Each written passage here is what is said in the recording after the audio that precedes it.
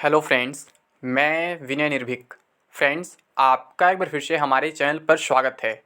तो फ्रेंड्स, जैसा कि आप लोग को मालूम है, मैं अभी दोपहर में आप लोग को कुछ उपाय बताया था कि रिज़ल्ट कैसे रिवाइज़ हो सकता है और रिज़ल्ट 100% रिवाइज़ हो सकता है अगर आप लोग ये काम कर लेते हैं तो फ्रेंड्स, फाइनली इस काम की शुरुआत हो चुकी है। जी हाँ फ्रेंड्स, एनटीपीसी रिज़ल्ट स्कैम के खिलाफ महाआंदोलन की शुरुआत हो चुकी है। बहुत बड़ी बात है फ्रेंड्स। ऐसे ही आप लोग लगे रहिए, केवल एक जगह शुरुआत नहीं हुआ है, कई जगह शुरुआत हुआ है। लेकिन फ्रेंड्स, मेरी आपसे रिक्वेस्ट है, चाहे आप लोग मुझे गाली दें, आप कुछ भी करें, लेकिन ऑनलाइन प्रोटेस्ट के भरोसे इस बार मत रहना, वरना आप लोग बर्बाद हो जाओगे। इतना बड़ा अपॉर्चुनिटी आपके हाथ से निकल जाएगा कि आप सोच नहीं सकते हो। क्योंकि ऑनलाइन प्रोटेस्ट का रिजल्ट मैं आपको कई बार बता चुका हूं, दिखा चुका हूं। आप लोग ग्रुप डी एग्जाम के लिए पता नहीं कितने साल से लगातार ऑनलाइन प्रोटेस्ट कर रहे, ट्विटर कैंपेन कर रहे, पर कभी कुछ नहीं हुआ। रेलवे को जब मन किया तब ग्रुप डी एग्जाम डेट दिया। आप लोग एनटीपीसी रिजल्ट के लिए सितंबर से लगातार प्रोटेस्ट कर रहे थे, लेकिन रेलवे ने रिजल्ट जाके जनवरी में दिया, जब रेलवे का मन किया तब। ठीक है, तो आप लोग ऐसे ऑनलाइन प्रोटेस्ट और ट्विटर कैंपेन वाले गैंग से दूर रहना, अदरवाइज आपके हाथ से ये मौका निकल सकता है। ये लोग पागल नहीं है जो लोग रोड पे निकल रहे हैं, जो लोग कल भी वहां पहुंचने जा रहे हैं। ठीक है, ये लोग पागल नहीं है, आप महान नहीं है कि आप सोच रहे हैं कि ऑनलाइन प्रोटेस्ट से हम कुछ कर लेंगे। ऑनलाइन प्रोटेस्ट से आज के ज़माने में कुछ नहीं होने वाला है। ये बात नोट करके आप लोग रख लीजिए। आप लोग कभी भी मिला लीजिए, चाहे ग्रुप डी एग्जाम डेट आया हो, चाहे एनटीपीसी रिजल्ट आया हो। जब आप लोग प्रोटेस्ट का सन्नाटा कर दिए एकदम, जब प्रोटेस्ट करना बंद कर तब जाकर के रिजल्ट नोटिस आया है, group D exam date notice आया। ये बात मत भूलिए। आप लोग 50 बार अगर ग्रुप डी एग्जाम डेट के लिए प्रोटेस्ट किए होंगे तो एक बार जाकर के नोटिस आया है, तो आप कह ही सकते हैं कि मैं एक बार किया तो उसी से आ गया। ऐसा नहीं कह सकते हैं फ्रेंड्स। अगर आपके प्रोटेस्ट से नोटिस आना होता या फिर रिजल्ट आना होता तो कब का आ चुका होता। आप लोग 2020 से लगातार प्रोटेस्ट कर रहे हैं ग्रुप डी एग्जाम डेट के लिए। ठीक है, एनटीपीसी एग्जाम के लिए प्रोटेस्ट कर रहे थे, बट क्या हुआ? नहीं कुछ हुआ। तो आपको ये बात समझना पड़ेगा, ऑनलाइन प्रोटेस्ट से आपका केवल नुकसान होगा, फायदा कुछ नहीं होने वाला है। फायदा केवल हमारे जैसे यूट्यूबर्स का होगा। मैं डायरेक्टली खुद अपने आप को भी शामिल करता हूं, जबकि मैं ऐसे प्रोटेस्ट में कभी शामिल नहीं होता हूं।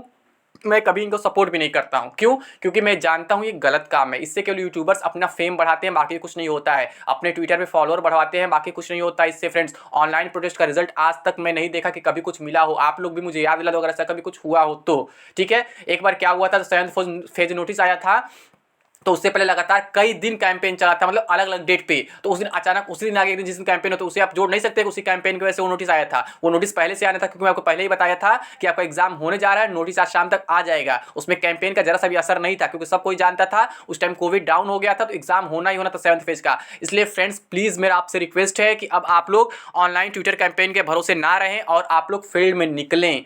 क्योंकि क्या होता है, ऑनलाइन ट्विटर कैंपेन से कभी भी कुछ आपको मिला नहीं है, ना कभी आपको मिल सकता है। ये ऐसी गवर्नमेंट है, वो आपकी नहीं सुन सकती है। जब तक आप रोड पे नहीं निकलेंगे, चक्का जाम नहीं करेंगे या फिर और भी काम नहीं करेंगे, अपनी डिमांड सही तरीके से नहीं रखेंगे, तब तक आपको कुछ मिलने वाला नहीं है। आप देख चुके हैं अब तक। ठीक है, मैं बार बार यही बात रिपीट नहीं करूंगा फ्रेंड्स। तो फ्रेंड्स, अब बिगुल जब बज चुका है इस महाअभियान का, महाआंदोलन का, तो आप लोग को शामिल होना चाहिए। मैं अभी बताता हूं, दिखाता हूं आप लोग को कि कहां कहां ये स्टार्ट हो चुका है। उसके बाद आप लोग भी अपना अपना ग्रुप बना करके अपने आसपास के एरिया में पहुंच सकते हैं। अदरवाइज केवल ऑनलाइन मतलब ट्विटर कैंपेन के भरोसे रहेंगे तो कभी भी कुछ मिलने वाला आपको नहीं है। ये देखिए फ्रेंड्स, कहां शुरू हुआ ये देख लेते हैं। ये देखिए, railway NTPC CBT 1 result injustice, चक्का जाम महाआंदोलन। ठीक है, मेरे वीडियो पे लगातार इसके कमेंट आ रहे हैं, अच्छी बात है, ये बहुत अच्छा चीज किया जा रहा है। दिनांक 16 जनवरी 2022, स्थल राजेंद्र नगर टर्मिनल पटना। बाकी छात्र अपने नजदीकी रेलवे स्टेशन पर विरोध प्रदर्शन चक्का जाम करेंगे सुबह 11 बजे से। यानी जो लोग पटना पहुंचना चाहते हैं, राजेंद्र नगर टर्मिनल पहुंचना चाहते हैं, वो पहुंच जाए या फिर अपने अपने स्टेशन पर खड़ा हो सकते हैं अगर संख्या आपकी अधिक है तो। अदरवाइज कम संख्या में आप लोग कभी भी खड़े मत होइएगा, नहीं तो पुलिस आपको भगा देगी। ठीक है, ये बात आप लोग ध्यान रखिएगा। ये ऑनलाइन प्रोटेस्ट नहीं है कि रजाई में बैठ कर प्रोटेस्ट कर लेंगे काम चल जाएगा। यहाँ पे थोड़ा सा आपको मजबूत होना पड़ेगा, दिमाग से काम लेना पड़ेगा। आप लोग स्टूडेंट हैं, ठीक है, आपको पुलिस आसानी से भगा सकती है, इसलिए संख्या आपके पास होना जरूरी है। इसलिए आप लोग कोशिश करें, जितने भी बिहार के लोग हैं या फिर बिहार के आसपास के लोग हैं, कल जरूर पटना पहुंच जाए, राजेंद्र नगर टर्मिनल पर पहुंच जाए, ताकि ये जो चक्का जाम आंदोलन है ये सफल हो सके। इसमें दिखाते हैं क्या क्या लिखा गया, बहुत अच्छा चीज़ लिखा गया है, ताकि आपकी आंखें खुल सके। ठीक है, अगर आप लोग अभी भी ऑनलाइन प्रोटेस्ट के भरोसे रहेंगे तो आपको एनटीपीसी सीबीटी में बैठने का मौका नहीं मिलने वाला है। बस यही समझ लीजिए। बस इससे यूट्यूबर्स की रोजी रोटी चल सकती है, बट आपकी रोजी रोटी नहीं चल पाएगी ऑनलाइन प्रोटेस्ट से, मैं यही कहूँगा। लेकिन बाकी आपकी मर्जी। आगे देखिए क्या लिखा हुआ है। मेरे प्रिय साथियों, जैसा कि आप सब जानते हो कि रेलवे ने हाल ही में अपना एनटीपीसी सीबीटी 1 का रिजल्ट घोषित किया, जिसमें रेलवे ने भारी मात्रा में गड़बड़ी की है, जिससे कि रेलवे का कट ऑफ 80, 85, 90 मार्क्स जितना हाई गया है, यहाँ तक कि किसी बोर्ड का 95 तक गया है, जो कि ऐसा रिजल्ट किसी भी कॉम्पिटिटिव एग्जाम के प्राथमिक चरण का रिजल्ट 90% तक नहीं जाता। ये सिस्टम किसी सरकारी नौकरी की तैयारी करने वाले छात्र के लिए घातक है। रेलवे ने इस पर टोटल वैकेंसी के 20 गुना रिजल्ट देने के बजाय सिर्फ लेवल 6 में जितनी वैकेंसी उसके 20 गुना रिजल्ट दिया है। ये बात सही भी है। जो प्रीलिम्स एग्जाम होता है वो केवल स्क्रीनिंग टेस्ट होता है। कहीं भी आप देखेंगे एलिजिबिलिटी टेस्ट वगैरह जो भी होता है वो क्या होता है, केवल स्क्रीनिंग के लिए होता है, यानी कि केवल क्वालिफाइंग नेचर का होता है। वहाँ पे क्वालिफाइंग कट ऑफ फिक्स होता है, इसमें फिक्स किया गया है बट उसको फॉलो नहीं किया गया है। ठीक है, ऐसा ही सेम सिचुएशन एएलपी टेक वाले में हुआ था 2018 में, तो वहाँ भी ऐसे ही आंदोलन वगैरह किया गया था। अगर वो भी लोग सोचते थे कि हमें ऑनलाइन ट्विटर प्रोटेस्ट करना है तो वो भी लोग कभी ये मौका नहीं पा पाते। जैसे इस समय आजकल चल रहा है ना, एक दो फर्जी यूट्यूबर्स जो हैं केवल ट्विटर कैंपेन चलाने के भरोसे अपना रोजगार चला रहे हैं, तो उनके भरोसे उनका रोजगार चलेगा बट आपका नहीं चल पाएगा, आपको नौकरी नहीं मिल पाएगी। ऐसे तो आप लोग को उतरना ही पड़ेगा जंग के लिए मैदान में, ऐसे कुछ नहीं हो पाएगा। ठीक है, तो यहाँ पे क्या है, कभी भी इतना हाई कट ऑफ नहीं जाता है किसी भी प्री टेस्ट में, कहीं भी आप अंदाजा लगा सकते हैं किसी भी एग्जाम में। तो यहाँ पे क्या, लेवल 6 में जितनी वैकेंसी उसके 20 गुना रिजल्ट दिया है। चूंकि लेवल 6 की पोस्ट सबसे टॉप पोस्ट है, स्वाभाविक है उसका कट ऑफ हाई रहेगा, किंतु जो लेवल 6 में क्वालिफाई किया है वही छात्र लेवल 5, 4, 3, 2 में भी क्वालिफाई किया, जिसके कारण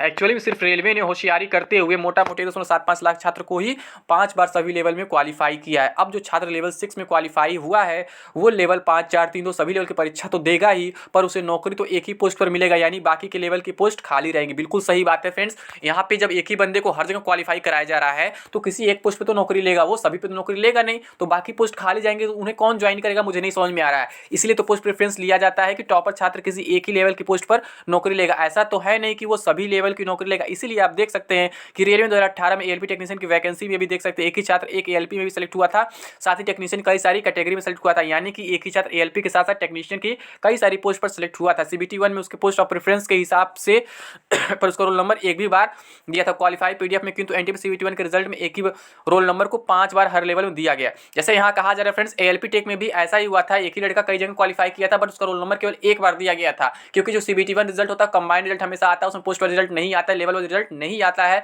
तो एएलपी में ऐसा हुआ था। ठीक है, एएलपी में कट ऑफ पहले हाई गया था तो वहाँ प्रोटेस्ट वगैरह किया गया था, फिर वहाँ पे रिजल्ट को रिवाइज किया गया था और सभी को पास कर देखते बाद आपको मालूम होगा। तो यहाँ पे बिल्कुल ऐसा ही होने वाला है, बस आप लोग को विश्वास बनाए रखना है। ठीक है, तो यहाँ 5 बार हर लेवल में दिया गया, जो कि छात्रों के साथ अन्याय है, क्योंकि एक छात्र किसी एक पोस्ट पर ही नौकरी लेगा, बाकी पोस्ट सरकार खाली रखना चाहती है। सही बात है, जब पोस्ट खाली रहेगा तो क्या होगा, पैसे की बचत होगी, सैलरी नहीं देनी पड़ेगी और सब नहीं होगा। सीबीटी 1 में उसके पोस्ट ऑफ प्रेफरेंस के हिसाब से पर उसका रोल नंबर एक भी बार दिया था क्वालिफाई पीडीएफ में, किंतु एनटीपी सीबीटी 1 में के रिजल्ट में एक ही रोल नंबर को 5 बार लेवल दिया गया, जो कि 5 बार हर लेवल में दिया गया, जो कि छात्रों से अन्याय, क्योंकि एक छात्र किसी एक पोस्ट पर ही नौकरी लेगा, बाकी पोस्ट सरकार खाली रखना चाहती। सही है, जिससे यही खाली पोस्ट पर वापस भर्ती निकाल के वापस झुंझुना दे। अगर अब हम सब छात्र नहीं जागे और एक नहीं हुए, आगे आने वाली सभी भर्ती इसी तौर पर होंगी, हम सभी छात्र अन्याय नहीं सहेंगे, रेलवे मंत्री और अधिकारियों की मनमानी नहीं चलेगी। रेलवे को जहां 7 लाख प्लस रिजल्ट देना था वहां वो 1.75 लाख एक ही बच्चे का 5 बार रिजल्ट दे दी और हम छात्रों को बेवकूफ़ बनाना चाहती है। पर हम सभी छात्र संकल्पित है कि हम सभी छात्र रेलवे के इस घोर अन्याय को नहीं सहेंगे और अपना हक लेके रहेंगे। आओ एक कदम अपने हक की ओर आगे बढ़ाएं, पुरजोर विरोध करें, रेलवे की मनमानी नहीं चलेगी। जी हाँ फ्रेंड्स, रेलवे की मनमानी नहीं चलनी चाहिए, अपने हक के लिए लड़ना चाहिए। अगर आप अभी भी ऑनलाइन के भरोसे बैठे हुए हैं, ऑनलाइन प्रोटेस्ट भरोसे, कहीं भी कुछ होने वाला नहीं है फ्रेंड्स। प्लीज़ आप लोग समर्थन करें, जो लोग बिहार के अंदर के हैं या फिर उसके आसपास के, कल जरूर सुबह पहुंच जाए 11 बजे। ठीक है, पटना राजेंद्र नगर टर्मिनल में जरूर पहुंच जाए वहाँ पे, ताकि कुछ हो सके, बड़ा हो सके, क्योंकि जो भी चीज़ होता है फ्रेंड्स बिहार से ही स्टार्ट होता है। आपको मालूम है बिहार एक राजनीतिक धरती है और रेलवे के लिए तो बिहार वाले जान जी जान अपनी लगा देते हैं। तो फिर फ्रेंड्स समझ सकते हैं बिहार में कितनी पॉपुलेशन है रेलवे वालों की।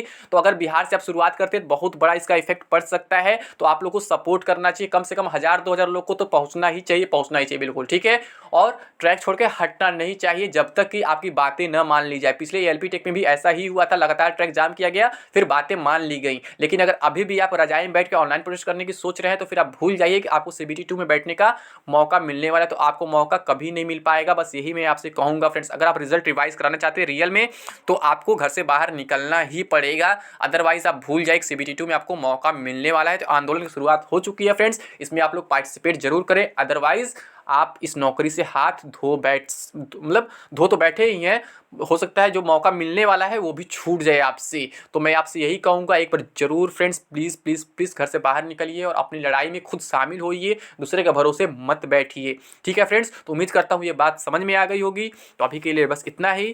Thank you. जय हिंद, जय भारत।